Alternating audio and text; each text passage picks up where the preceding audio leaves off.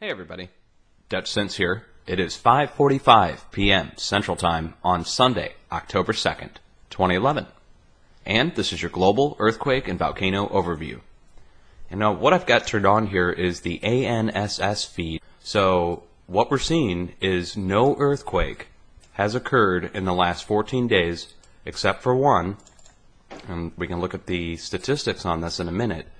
But what this shows to me is a noticeable downtick in large earthquakes. 2 weeks ago, we were seeing a 6.0 every day to day and a half. Some even 2 and 3 per day. Now that has since died down over the last couple weeks, and to me that's a good sign. Now what I'll do is I'll show you the greater than 5.0 earthquakes here. Okay, there we go. And then you can still see the pattern of movement that's occurring around the Pacific Ring of Fire. Now the area that's going off is from basically Indochina all the way down to New Zealand. And then it branches up into Japan and right up into Alaska. Now all these other areas I believe are playing catch up to this area right here. This is the area where we're seeing a lot of large movement. 5.0, 6.0, 7.0 earthquakes over the past few months. Japan, of course, had the 9.0, but you have to look before Japan, we were still seeing a large amount of movement down here to the south, the southwestern tip and the southwestern edge of the Pacific Ring of Fire. Now that spills to the west, it goes right up through India, through the Middle East, and into southern Europe, and it goes across Alaska and down the eastern side of the Pacific Ring of Fire.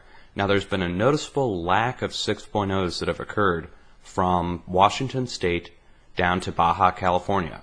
About a month and a half, 2 months ago, we saw a 6.0 in Baja California, and then we saw another 6.0 roughly up here near Vancouver Island.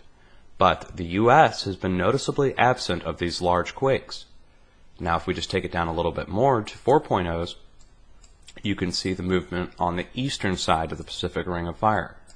And that's, again, I believe, playing catch up to this portion of the plate here that is moving tremendously. So I would say in the United States, from Vancouver Island south to Baja California is an area we need to watch for a 5.0 or greater earthquake threat watch over the next few weeks. You see the 4.4 that occurred here in Nevada. I urge you to go look up the coordinates for the 4.4 and look on Google Earth and see what is right there. It's a giant bunker facility for storing underground weapons for the U.S. Army. Go look that up. It's really interesting. Now let me turn it down just a little bit more to 3.0s, and you can see the earthquake that occurred along the New Madrid seismic zone in the middle of the plate. Now this plate, let me just turn it down all the way and you'll really be able to see it, curves. It starts up here in the Pacific Northwest and makes a curl down through Texas and then back up through southern Canada. And that's called the craton. I've mentioned it several times. I'll put a link down below where you can go look up more about the craton. But what's happening is the craton's being pushed from the west from the Pacific Ring of Fire. Now, this push has died down over the past few weeks now, to the point where I don't know if it's just a complete downtick or if it's the buildup for a large earthquake. I hope that it's a downtick, a noticeable downtick in large earthquakes, which means that the movement is lessening, which means that on this side of the plate, on the eastern side, we're going to see less activity, not more. Now that's a hope of mine. It's based upon the last 2 weeks of earthquakes on the eastern side of the Pacific Ring of Fire. Now you see up here in Canada there was a 5.3 and a 4.8 in Alaska. This is corresponding to the movement to the west, the large movement on the western Pacific. Now let's jump over and look at a few charts really quick. This will tell the tale in the United States. Let's see, I think I got it here, Yellowstone. Now this is Yellowstone over the last 24 hours. You can see the movement that's occurring at Madison River. And if we go back a day, Madison River being this chart here, go back a day, and you can again see the movement at Madison River, and the corresponding movement down near the lake and up near Soda Butte. But I want to take you back one more day, I think. Here we go. Norris Junction. Norris Junction was showing a large amount of movement for 2 to 3 days straight. And the way you can tell that is we can just keep going back. Okay, Norris Junction again, showing a large amount of movement. Let me just close that out and take it back another day. Okay, a whole day of movement with even heavy earthquake activity. Now this is underground harmonics. This would be literally movement of magma or actual plate movement underneath the area. So they were saying the area was bulging and that there was a large swelling in the area last year. So this might be further swelling, this might be further movement, but we're going to take it back until the day that it started.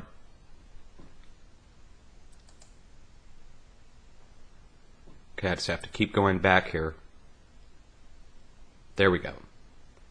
So on September 23rd is when the actual increase started, and it went through, and it's still going through till I think yesterday afternoon. Okay?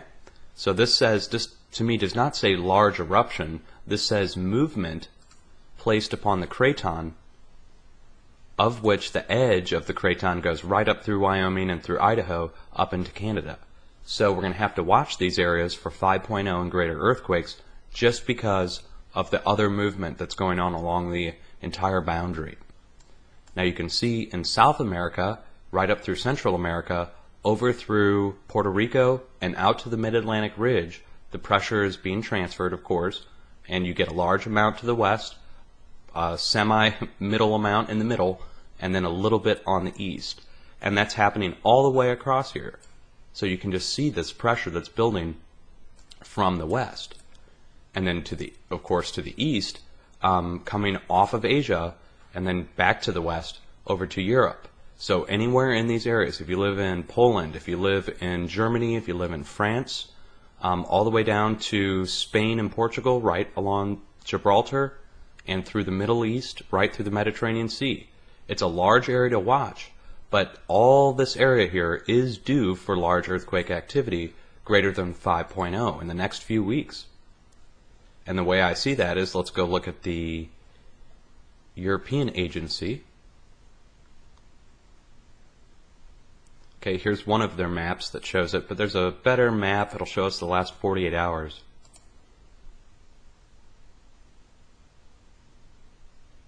Okay, and we'll zoom in on Europe, and this tells the tale. So the activity down here near Gibraltar, right up through, if we were to draw a line from Gibraltar right up through Poland, this area in here is the area you'll want to watch for that 4 to 5.0 earthquake threat watch, right up through the Netherlands that had that 4.0. Further south, you're looking at, of course, southern Italy. You have a lot of volcanic activity. Same with Greece and all these islands in here. Most of this is that volcano uptick related. Now, I haven't even really touched on volcanoes recently. I'm going to urge you guys to go over and check out Scott from Believers Underground. He's been touching on post-glacial rebound effect and the volcanic activity that's associated with that. And he believes, and I believe as well, that all this earthquake activity is really related to the literally bending of the Earth's crust due to the post-glacial rebound effect. I'll post some stuff down below. You can go read about post-glacial rebound effect. It's very interesting.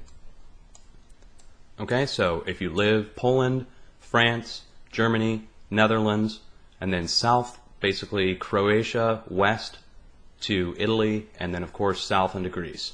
So that's a large area to watch. Wish we could nail it down more than that, but literally on a daily basis, you're seeing now 3.0s, 2.0s. Okay, Spain 3.7, France 3.0, Poland 3.5, last 48 hours.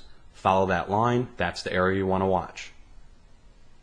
Okay, now let's go back to Earthquake 3D, and I'm going to turn on a different feed. We'll turn on the NEIC for the last 7 days.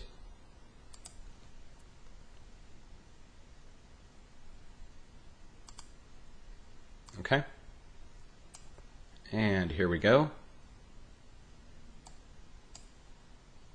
And this is over the last 7 days. So of course, Alaska, south through Japan, down through Indonesia, all the way south to New Zealand. This is the area you want to watch for additional 6.0 and greater earthquakes. It's been 2 weeks since we've had one. We definitely are scheduled and due for one. The USGS even says every 3 to 5 days a 6.0 should happen. That's based upon past statistics. So watch these areas here, 6.0 and greater. I would say New Zealand is the most recent activity.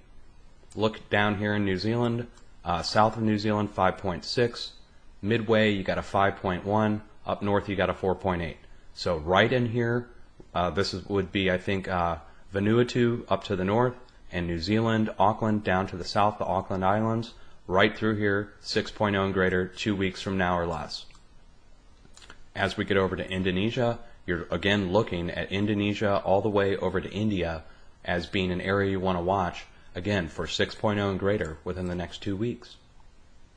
Japan, well, you're looking at an entire area now. Let me turn these rings down so you can get a better idea. We're seeing movement now in Japan, let me just back this out a little bit, all throughout the northern peninsula.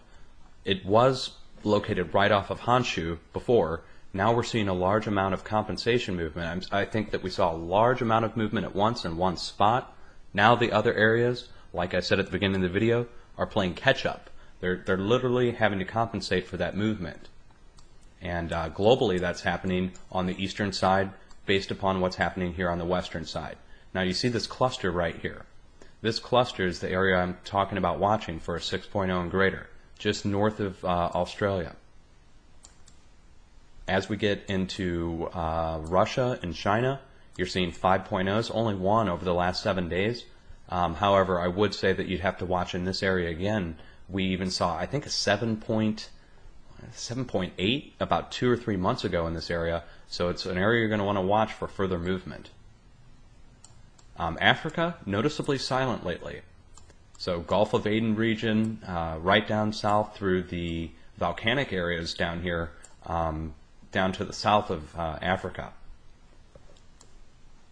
So if you live in an earthquake-prone area, Puerto Rico, you're seeing areas, well, let's zoom in and show you.